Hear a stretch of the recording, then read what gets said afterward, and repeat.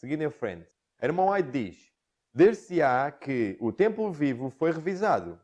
O Senhor mostrou-me, porém, que o autor não mudou e que não pode haver unidade entre ele e os ministros do Evangelho, enquanto ele continuar a nutrir seus sentimentos atuais. Sou solicitada a erguer a voz em advertência a nosso povo, dizendo: não erreis, Deus não se deixa escarnecer.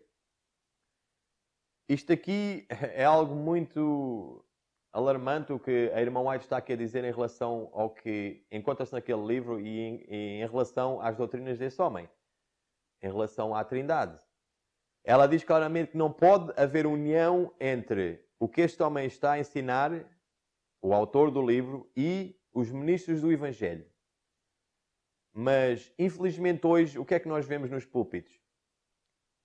É exatamente o que este homem estava a pregar. O que este homem pregava naquela altura, que era e continua a ser hoje uma heresia letal, os pastores todos e os teólogos, todos eles ensinam isso. Deus Pai, Deus Filho e Deus Espírito Santo. Uma união de três pessoas coeternas, coiguais. Isto realmente é algo contrário à verdade, contrário à Bíblia. E a irmã White está a dizer que não pode haver união entre esta doutrina e os pastores, os verdadeiros pastores, os ministros do Evangelho. Ok? E ela diz que ela tem que levantar a voz em advertência ao povo para não pensar que Deus se deixa escarnecer. Pois Deus não se deixa escarnecer, certamente. Continuando, estamos a concluir que o Kellogg passou a acreditar no Deus Pai, Deus Filho e Deus Espírito Santo. Então ele foi, através dessa sua nova crença na divindade, que ele fez as declarações que fez em relação a um ensinamento panteísta. E ele envia uma carta para Butler, G.I. Butler, e ele expressa-se desta seguinte forma: até onde eu entendo sobre a dificuldade encontrada no templo vivo, é que a coisa toda pode ser resumida nesta questão: é o Espírito Santo uma pessoa? Você diz que não. Eu tinha achado que a Bíblia dizia isto pelo fato de que o pronome pessoal ele é usado em referência ao Espírito Santo. A irmã White usa o pronome ele e menciona em diversos textos que o Espírito Santo é a terceira pessoa da divindade. Como o Espírito Santo pode ser a terceira pessoa e não ser uma pessoa nenhuma, é difícil para eu enxergar. Então o que é que este senhor aqui está a dizer? Este senhor aqui está a dizer que, pelo fato da Bíblia usar o pronome ele e a irmã White usar o pronome ele, e a irmã White, em certas dos seus livros, em certos livros, em certas escrituras que ela escreveu, ela usa uma expressão que é a terceira pessoa da divindade. Ele diz que por isto, ele apoia-se nisto. Assim ele tem razão para acreditar neste Deus Espírito Santo. Ok, vamos ver o que é que a irmã White diz. Ela diz: na controvérsia que surgiu entre nossos irmãos acerca dos ensinamentos deste livro, os que estavam a favor de lhe dar ampla divulgação diziam: encerra exatamente os pensamentos que a irmã White tem ensinado. Essa afirmativa feriu-me diretamente o coração. Senti-me acabrunhada, pois sabia que essa apresentação do caso não era verdadeira. Então o que é que a irmã White está a dizer em relação ao que este homem estava a falar? E ela respondeu. Ela diz claramente que há uns que dizem que encerra exatamente os que queriam dar divulgação a esse livro, os que aceitaram o que ele estava a falar, eles queriam dar divulgação, eles dizem, encerra exatamente os pensamentos que a irmã White tem ensinado. Mas o que é que ela diz? Ela diz que senti-me acabrunhada, pois sabia que essa apresentação do caso não era verdadeira. Então, um conselho que eu tenho para você, seja você quem for, e quando você usa o pronome ele e a terceira pessoa da divindade para defender o Deus Espírito Santo, você tome cuidado, especialmente se você for adventista e diz acreditar no que a irmã White escreveu, pois ela está a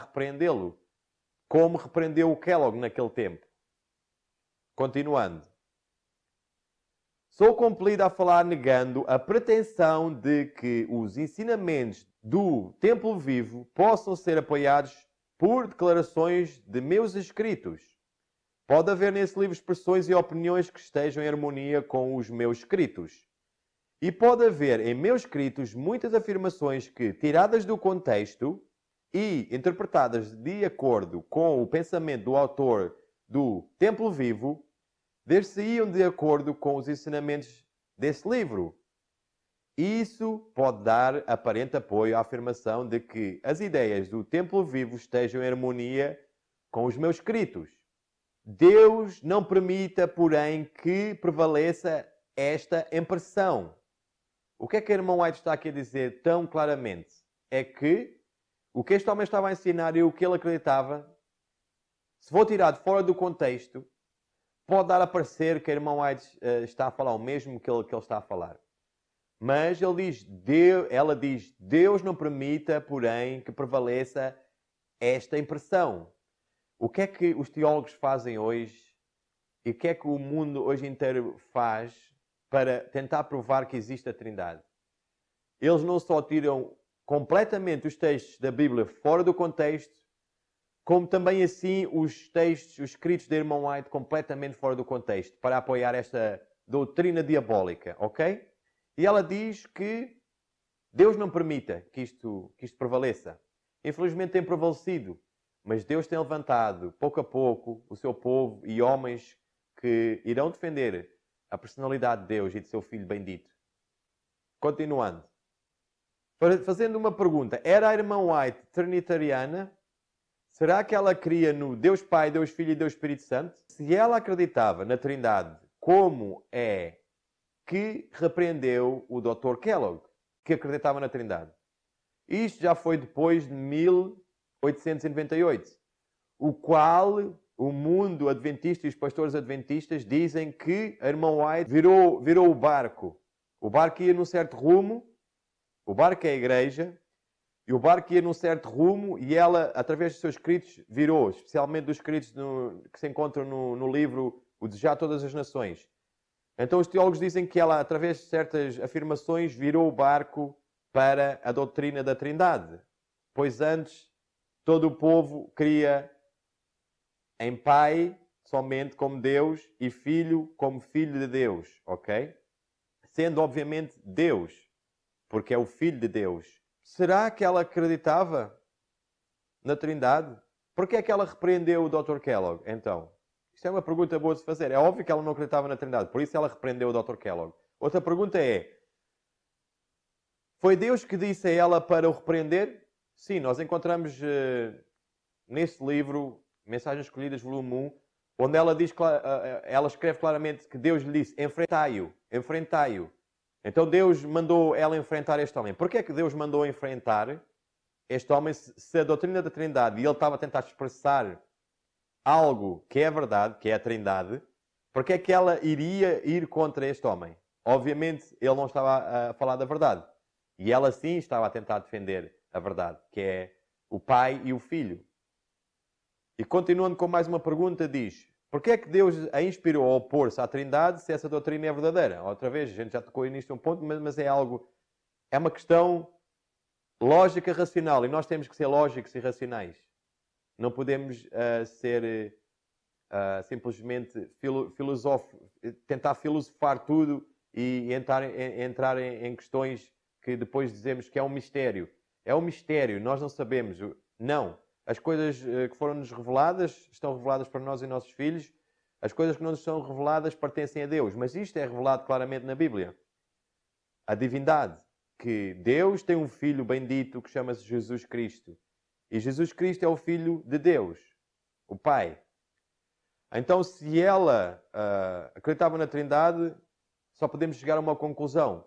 Ela era uma falsa profetisa, pois ela acreditava em algo e então, pelos seus escritos, combatia o que acreditava. Isso faz dela uma falsa profetisa. Continuando. Ela, numa carta, escreve a Dr. Kellogg. Suas ideias são tão místicas que são destrutivas à substância real. E as mentes de alguns estão-se confundindo em relação ao fundamento de nossa fé. Se você permitir que sua mente se torne assim desviada, você dará um molde errado ao trabalho que nos fez o que somos, adventistas do sétimo dia.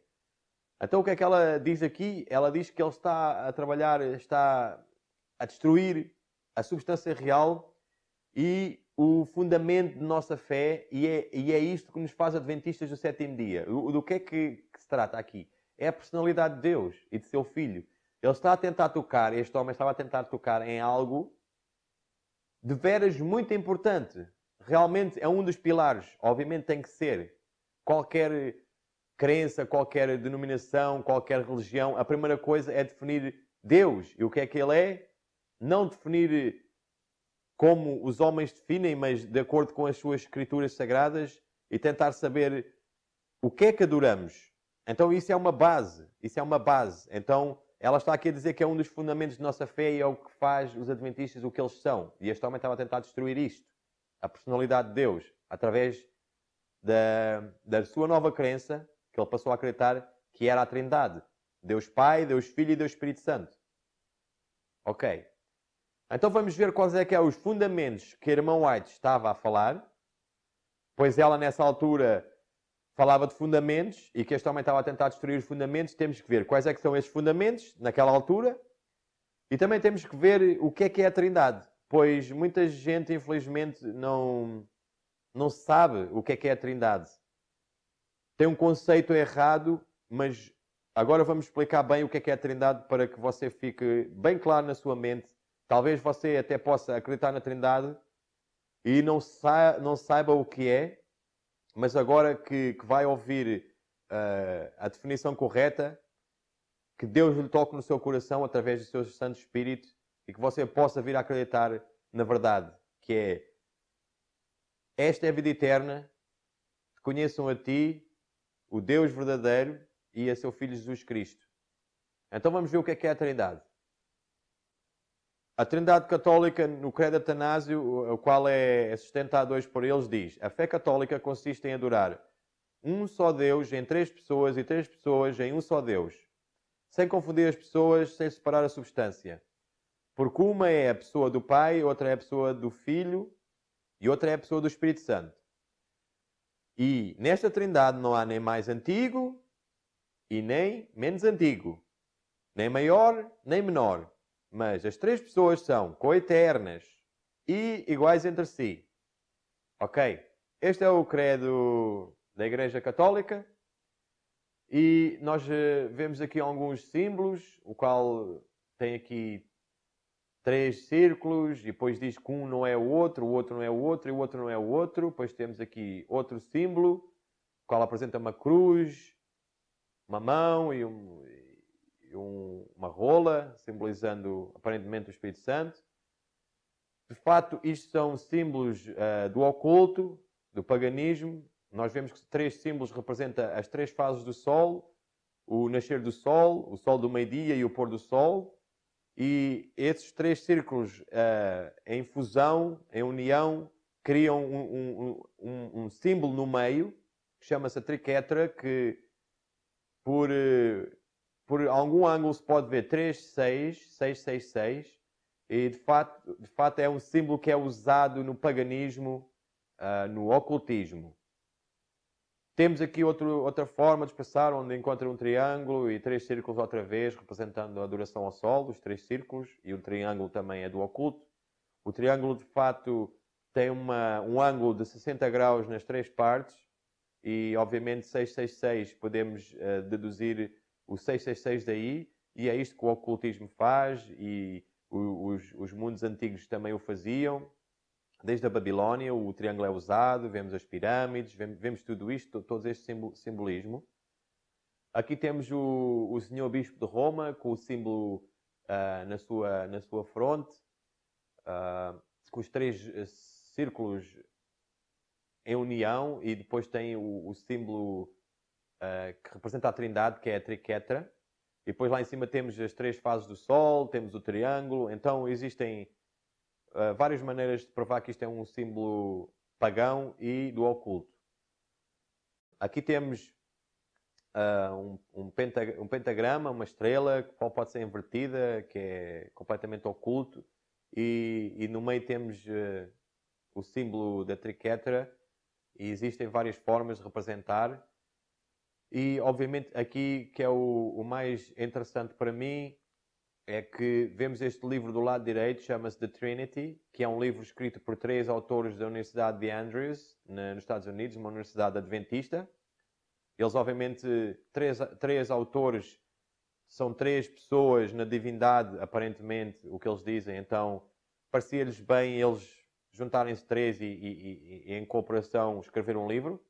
Mas o que é interessante é o símbolo que eles usam na capa do livro. Descaradamente um símbolo oculto do paganismo, da Trindade Católica, e ainda por cima os círculos ainda têm chamas de fogo, adoração ao sol completa, descarada, para todo mundo ver, sem pudor nenhum. É descarado. Estes homens não têm nada a esconder, o povo está a dormir, obviamente. Continuando. É a Trindade Adventista diferente da Trindade Católica? Obviamente não é.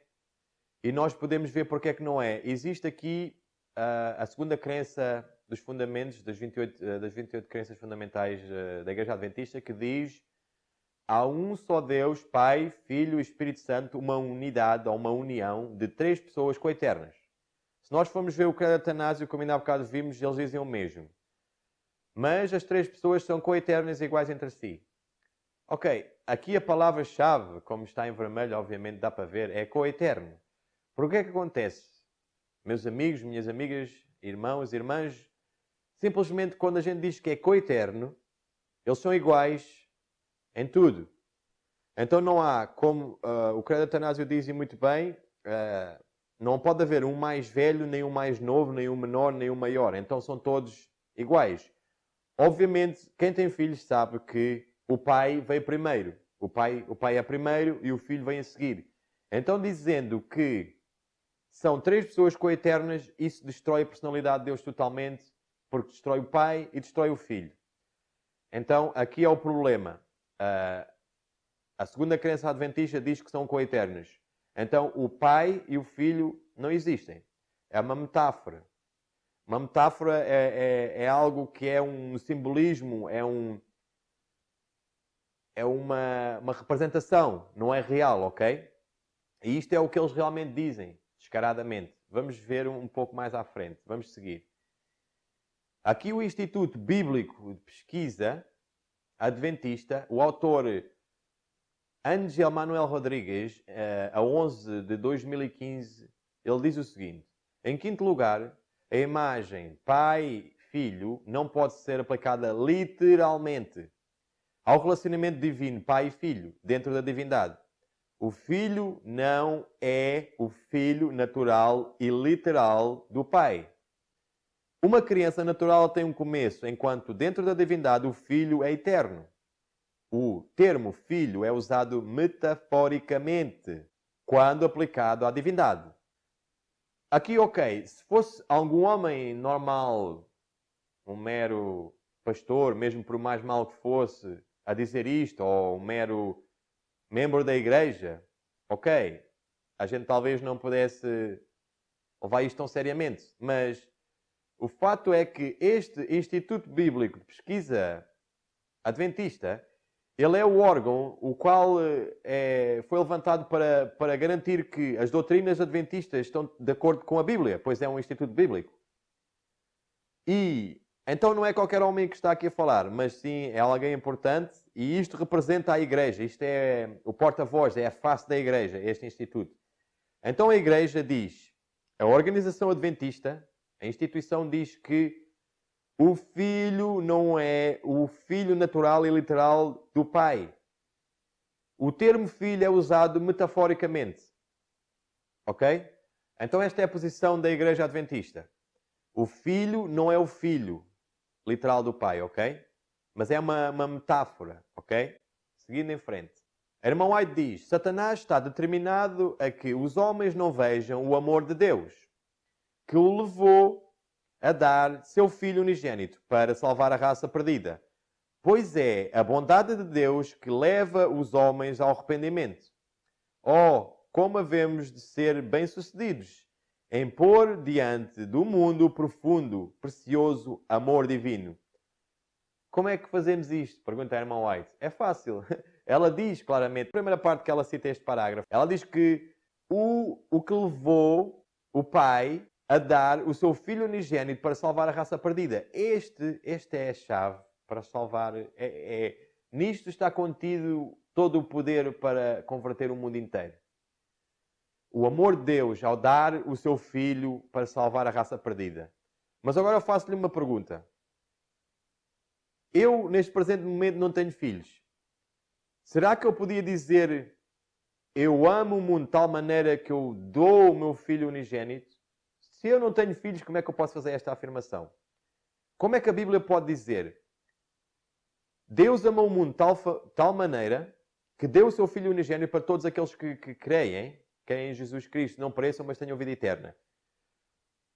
Esta afirmação da Bíblia é falsa. Temos que concluir se vamos acreditar no que o Instituto Bíblico diz e o que os teólogos dizem e o que os pastores dizem, o qual eles dizem que Jesus não é o Filho literal de Deus, nem o Filho natural, mas sim é uma metáfora, é só uma encenação, é só um papel, é só um título que ele tomou sobre si. Então, quando Deus diz que Deus amou o mundo de tal forma, não podemos acreditar nisto, meus irmãos e minhas irmãs. Temos que acreditar no que os homens dizem. Não, não façam isso. Acreditem na Bíblia. A Bíblia diz assim, Deus amou o mundo de tal forma que deu o seu Filho. Eu, para dar algo, tenho que ter algo. Deus, para dar algo, ele tinha que ter algo. Antes de Jesus vir ao mundo, ele já era Filho de Deus. Ele sempre foi o Filho de Deus. Desde o primeiro instante, o qual ele procedeu do Pai, o qual ele saiu do Pai. Desse primeiro instante, ele é o Filho de Deus. Pois ele saiu do Pai, ele nasceu do Pai. Ele proveio do Pai. Ele saiu do Pai, ok? Então, não podemos acreditar no que estes homens dizem, mas sim no que a Bíblia diz, obviamente. Porque a Bíblia fala de uma coisa e estes homens falam outra. E a irmã White aqui diz claramente que temos que apresentar o amor de Deus ao mundo e realmente eu concordo. Esta mensagem de que Deus deu o seu Filho literal para salvar a humanidade tem um poder para converter o mundo inteiro. Mas se nós acreditamos que são três amigos que combinaram entre si, eu sou o Pai, tu és o Filho e tu és o Espírito Santo, e nenhum é o Pai, nem o outro é o Filho, nem o outro é o Espírito Santo, e eles decidiram vir e salvar a humanidade, mas são só simplesmente três comparsas, três amigos, três companheiros, aí não há amor nenhum. Porque se eu amo alguém, eu vou e morro por aquela pessoa, não digo ao outro para ir morrer. Mas, como Deus não pode morrer, na verdade bíblica, Ele realmente enviou o seu Filho. E isso, há um grande amor aí, quando nós vemos que Deus tem um Filho, um só, e Ele amou o mundo de tal forma que deu o seu Filho para nos salvar. Isso realmente é amor. Seguindo em frente, diz: os anjos foram expulsos do céu porque não queriam trabalhar em harmonia com Deus. Caíram de sua elevada condição. Porque queriam ser exaltados. Chegaram a exaltar-se a si mesmos, esquecendo-se de que sua beleza pessoal e de caráter provinha do Senhor Jesus. Este fato, os anjos caídos queriam obscurecer, que Cristo era o Filho unigênito de Deus, e chegaram a considerar que não deviam consultar a Cristo. O que é que a irmã White diz que é um fato? Que os anjos caídos no céu queriam obscurecer e querem hoje. Satanás odeia esta verdade. É que Cristo é o Filho unigênito de Deus. Ok? Cristo é o Filho de Deus. Não duvide disso, nunca. Pois isso é a base de todo o Evangelho. É a base de todo o universo. É o elo que liga todo o universo. Entre Cristo, Deus e todos os seres. Em todo o universo. Então, nunca duvide que Cristo é o Filho verdadeiro e unigênito de Deus. Literalmente, procedeu do Pai, veio do Pai. E este fato, diz aqui irmão White, que os anjos caídos, influenciados por Satanás odeia esta verdade, porque ele também queria ser filho de Deus. Eles tentam obscurecer isto. Obviamente, eles fazem muito bem, porque o mundo inteiro hoje acredita na Trindade. E os que não acreditam, acreditam em vários deuses, em mestres e por aí afora.